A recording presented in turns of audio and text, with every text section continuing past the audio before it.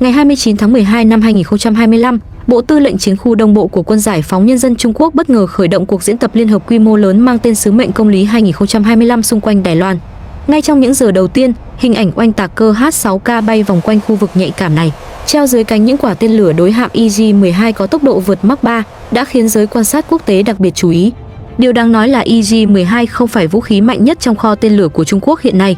PLA đã sở hữu những tên lửa còn nhanh hơn, xa hơn và nguy hiểm hơn rất nhiều. Vậy vì sao Bắc Kinh lại chọn H-6K mang IG-12 xuất hiện đúng thời điểm này? Phải chăng Mach 3 đã đủ để biến vùng biển quanh Đài Loan thành khu vực rủi ro cao với tàu chiến hiện đại? Và thông điệp thực sự mà Trung Quốc muốn gửi đi là gì? Hãy tiếp tục theo dõi để cùng hồ sơ quân giới giải mã lựa chọn vũ khí tưởng chừng quen thuộc nhưng đầy tính toán này. Và đừng quên nhấn đăng ký kênh để không bỏ lỡ những phân tích quân sự chuyên sâu tiếp theo. Ngày 29 tháng 12 năm 2025, Bộ Tư lệnh Chiến khu Đông Bộ của Quân Giải phóng Nhân dân Trung Quốc chính thức công bố việc triển khai cuộc diễn tập quân sự liên hợp mang tên Sứ mệnh Công lý 2025 tại và xung quanh khu vực eo biển Đài Loan. Ngay từ thời điểm bắt đầu, cuộc tập trận đã được đánh giá là một trong những hoạt động quân sự có quy mô lớn nhất của PLA trong năm, khi huy động đồng thời lực lượng lục quân, hải quân, không quân và lực lượng tên lửa chiến lược. Theo các nguồn theo dõi khu vực, số lượng phương tiện tham gia bao gồm hàng chục tàu chiến các loại, hàng trăm lượt xuất kích của máy bay quân sự và nhiều đơn vị tên lửa được đặt trong tình trạng sẵn sàng chiến đấu cao. Các khoa mục diễn tập của Sứ mệnh Công lý 2025 tập trung mạnh vào triển khai lực lượng tầm xa và tiến công hiệp đồng chính xác. Đây là những năng lực cốt lõi trong học thuyết tác chiến hiện đại của PLA, đặc biệt khi Trung Quốc ngày càng chú trọng đến khả năng tác chiến ngoài phạm vi ven bờ truyền thống. Việc nhấn mạnh nội dung vượt ra ngoài chuỗi đảo thứ nhất mang ý nghĩa chiến lược rõ rệt, bởi khu vực này kéo dài từ quần đảo Nhật Bản qua Đài Loan xuống Philippines, vốn được xem là tuyến phòng thủ tự nhiên của các lực lượng hải quân phương Tây tại Tây Thái Bình Dương.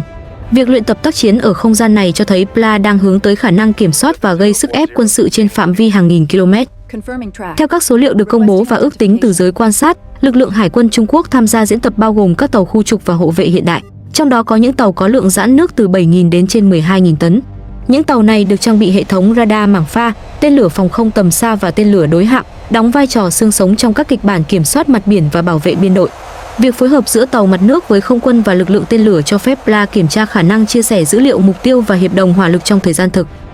Khu vực quanh Đài Loan được lựa chọn làm không gian diễn tập chính không phải là ngẫu nhiên. Eo biển Đài Loan có chiều rộng trung bình khoảng 180 km ở điểm hẹp nhất, là tuyến đường hàng hải và hàng không quan trọng bậc nhất trong khu vực. Việc tiến hành tập trận tại đây cho phép PLA kiểm tra khả năng kiểm soát không phận và hải phận trong một không gian tương đối chật hẹp nhưng có mật độ hoạt động dân sự và quân sự cao. Điều này tạo ra môi trường sát thực tế, nơi mọi sai sót trong chỉ huy, điều phối hay nhận dạng mục tiêu đều có thể dẫn tới hệ quả nghiêm trọng. Một điểm đáng chú ý của Sứ mệnh Công lý 2025 là cách PLA triển khai lực lượng theo nhiều hướng tiếp cận khác nhau quanh đảo Đài Loan. Các tàu chiến và máy bay được ghi nhận xuất hiện từ phía Bắc, phía Nam và phía Đông của hòn đảo, trong một số trường hợp tiến vào khu vực với cự ly chỉ vài chục km. Cách bố trí này phản ánh rõ kịch bản tác chiến mà PLA đang luyện tập, đó là tạo áp lực đồng thời từ nhiều hướng, buộc đối phương phải phân tán hệ thống phòng thủ và lực lượng đánh chặn. Về mặt kỹ thuật, việc duy trì hiệp đồng giữa các mũi tiến công cách xa nhau hàng trăm km là một thách thức lớn, đòi hỏi hệ thống chỉ huy, thông tin liên lạc và trinh sát phải hoạt động ổn định và chính xác. Trong toàn bộ bức tranh đó, không quân Trung Quốc giữ vai trò đặc biệt quan trọng. Các biên đội máy bay ném bom tầm xa H-6 được triển khai như một phần không thể thiếu của kịch bản diễn tập. H-6 hiện là dòng oanh tạc cơ được biên chế nhiều nhất thế giới, với số lượng ước tính khoảng 270 chiếc đang phục vụ trong PLA. Riêng biến thể H-6K được trang bị động cơ phản lực D30KP2 và hệ thống điện tử hiện đại hơn, có bán kính tác chiến khoảng 1.500 đến 2.000 km, đủ để bao trùm toàn bộ khu vực eo biển Đài Loan và vươn xa ra vùng biển phía Tây Thái Bình Dương khi cần thiết. Theo các hình ảnh được công bố, mỗi chiếc H-6K trong cuộc tập trận đều mang theo 2 tên lửa đối hạm IG-12 treo dưới cánh, với tầm bắn khoảng 400 km. Chỉ riêng sự kết hợp giữa bán kính tác chiến của H-6K và tầm bắn của IG-12 đã tạo ra một vùng nguy hiểm có bán kính trên 2.000 km tính từ căn cứ xuất phát. Điều này cho phép PLA mô phỏng các đòn tấn công mục tiêu trên biển từ ngoài vùng phòng không của nhiều hệ thống hải quân hiện đại, một yếu tố then chốt trong chiến tranh hải quân hiện đại. Việc lựa chọn H-6K mang IG-12 cho thấy cuộc tập trận không chỉ nhằm kiểm tra khả năng bay và phóng vũ khí, mà còn là bài test về quy trình tác chiến tổng thể. Từ khâu trinh sát, phát hiện mục tiêu, phân bổ nhiệm vụ cho từng biên đội, cho tới việc phối hợp giữa máy bay ném bom, máy bay tiêm kích hộ tống và lực lượng mặt nước, tất cả đều được đặt trong cùng một kịch bản. Với tốc độ siêu thanh vượt Mach 3 và đầu đạn nặng khoảng 200 kg, IG-12 được thiết kế để xuyên phá hệ thống phòng không hải quân, buộc đối phương phải phản ứng trong thời gian rất ngắn, chỉ tính bằng vài chục giây. Ở cấp độ rộng hơn, Sứ mệnh Công lý 2025 còn được xem là dịp để PLA đánh giá khả năng duy trì nhịp độ tác chiến cao trong thời gian dài. Việc huy động hàng loạt khí tài, Duy trì cường độ xuất kích lớn và đảm bảo hậu cần, kỹ thuật cho các lực lượng tham gia là thách thức không nhỏ. Những yếu tố này thường không được chú ý nhiều, nhưng lại quyết định trực tiếp đến khả năng duy trì sức ép quân sự trong các kịch bản thực tế. Tổng thể, cuộc tập trận Sứ mệnh công lý 2025 không chỉ là màn phô diễn sức mạnh đơn thuần. Với quy mô lực lượng lớn, sự tham gia của nhiều quân binh chủng và việc đưa các nền tảng tấn công tầm xa như H-6K mang tên lửa đối hạm vào kịch bản diễn tập, PLA đang gửi đi thông điệp rõ ràng về năng lực tác chiến hiệp đồng và khả năng kiểm soát không gian xung quanh Đài Loan. Đây là nền tảng để hiểu vì sao việc xuất hiện của H-6K mang tên lửa Mark 3 trong cuộc tập trận này mang ý nghĩa vượt xa những hình ảnh bề nổi. Trong toàn bộ hệ thống tác chiến chống hạm tầm xa mà Quân Giải phóng Nhân dân Trung Quốc đang xây dựng, oanh tạc cơ H-6K giữ một vị trí đặc biệt quan trọng, không phải vì bản thân nó là một nền tảng hiện đại vượt trội, mà vì cách nó được sử dụng như một bệ phóng di động trên không. Hiểu đúng vai trò của H-6K là chìa khóa để lý giải vì sao loại máy bay này liên tục xuất hiện trong các cuộc tập trận quanh Đài Loan, bao gồm cả Sứ mệnh công lý 2025.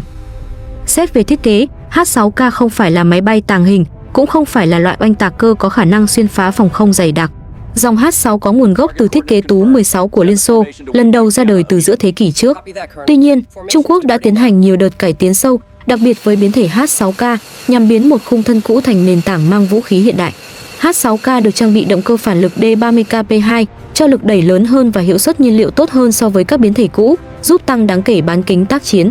Theo các ước tính phổ biến, H-6K có bán kính tác chiến khoảng 1.500 đến 2.000 km khi mang đầy tải vũ khí, và tầm bay tổng thể có thể đạt khoảng 3.500 km trong điều kiện không tiếp dầu. Những con số này có ý nghĩa rất lớn trong bối cảnh khu vực eo biển Đài Loan. Chỉ riêng bán kính tác chiến của H-6K đã đủ bao trùm toàn bộ khu vực quanh Đài Loan, biển Hoa Đông và phần lớn Biển Đông. Khi kết hợp với các loại tên lửa đối hạm có tầm bắn hàng trăm km, vùng nguy hiểm mà H-6K tạo ra có thể mở rộng ra hàng nghìn km, vươn tới những khu vực mà các nhóm tác chiến tàu sân bay thường xuyên hoạt động. Điều này cho phép PLA mô phỏng và luyện tập các kịch bản tấn công từ xa, không cần đưa máy bay vào sâu trong vùng phòng không đối phương.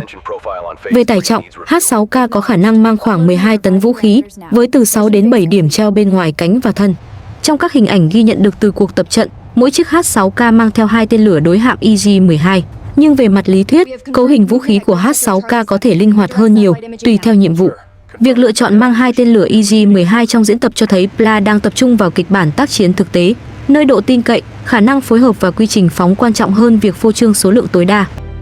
Một ưu thế lớn khác của H-6K nằm ở số lượng. Với khoảng 270 chiếc H-6 các biến thể đang phục vụ, Trung Quốc hiện là quốc gia sở hữu lực lượng oanh tạc cơ đông đảo nhất thế giới. Điều này tạo ra lợi thế về quy mô mà ít quốc gia có thể sánh kịp. Trong một kịch bản giả định, PLA có thể triển khai đồng thời nhiều biên đội H-6K từ các căn cứ khác nhau, tạo ra áp lực hỏa lực lớn và buộc đối phương phải đối mặt với nguy cơ bị tấn công từ nhiều hướng cùng lúc. Đây là yếu tố then chốt trong chiến thuật bão hòa phòng thủ, nơi số lượng và nhịp độ tấn công đóng vai trò quyết định.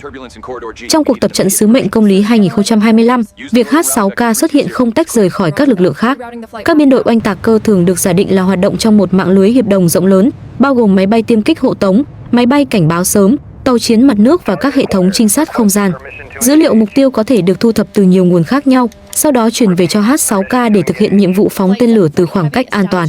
Việc luyện tập quy trình này trong điều kiện diễn tập quanh Đài Loan cho phép PLA kiểm tra khả năng chia sẻ thông tin và phối hợp giữa các quân binh chủng trong môi trường phức tạp. Một điểm cần nhấn mạnh là H-6K không cần phải tiếp cận mục tiêu để trở nên nguy hiểm. Với khả năng phóng tên lửa từ ngoài vùng phòng không của nhiều hệ thống hải quân, H-6K có thể đóng vai trò tay dài trong các đòn tấn công chống hạm. Điều này đặc biệt quan trọng khi đối phương sở hữu các tàu chiến được trang bị hệ thống phòng không hiện đại. Thay vì mạo hiểm đưa máy bay vào vùng nguy hiểm, PLA có thể dựa vào tầm bắn của tên lửa để duy trì khoảng cách an toàn cho nền tảng phóng. Trong bối cảnh đó, việc H-6K được sử dụng trong tập trận không chỉ nhằm kiểm tra khả năng bay và mang vũ khí, mà còn là bài test về khả năng duy trì nhịp độ tác chiến. Một chiến dịch chống hạm quy mô lớn đòi hỏi oanh tạc cơ phải xuất kích liên tục, quay vòng nhanh và được bảo đảm hậu cần đầy đủ. Việc duy trì cường độ xuất kích cao trong thời gian dài là thách thức lớn, và các cuộc tập trận như Sứ mệnh công lý 2025 cho phép PLA đánh giá những điểm mạnh, điểm yếu trong hệ thống bảo đảm kỹ thuật và hậu cần của mình. Ngoài ra, sự xuất hiện thường xuyên của H-6K quanh Đài Loan còn mang ý nghĩa tâm lý rõ rệt. Một loại máy bay ném bom quen thuộc, xuất hiện lặp đi lặp lại trong các cuộc diễn tập, có thể tạo ra cảm giác về một mối đe dọa thường trực. Đây là yếu tố không thể đo đếm bằng số liệu thuần túy, nhưng lại có tác động lớn trong chiến tranh hiện đại, nơi răn đe và áp lực tâm lý đóng vai trò không kém phần quan trọng so với hỏa lực thực tế.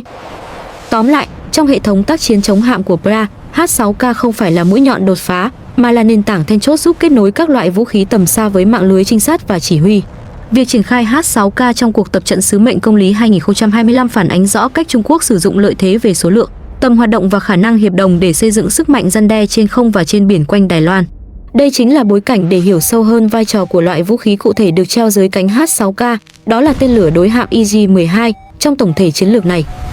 Trong số các loại vũ khí được chú ý nhiều nhất trong cuộc tập trận sứ mệnh công lý 2025, tên lửa đối hạm EJ-12 treo dưới cánh oanh tạc cơ H6K là chi tiết mang ý nghĩa then chốt để hiểu cách Trung Quốc tư duy và vận hành sức mạnh chống hạm của mình. Việc PLA lựa chọn EJ-12 thay vì các loại tên lửa mới hơn và nhanh hơn không phải là ngẫu nhiên, mà phản ánh rõ sự cân nhắc giữa hiệu quả tác chiến, mức độ răn đe và tính thực dụng trong huấn luyện.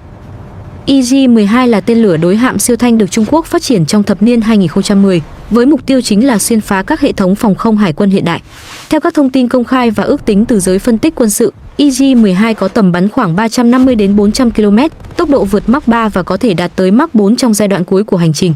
Đầu đạn của tên lửa nặng khoảng 200 kg, được thiết kế để gây thiệt hại nghiêm trọng cho các tàu chiến cỡ lớn, đặc biệt là tàu khu trục và tàu hộ vệ được trang bị hệ thống phòng không đa tầng.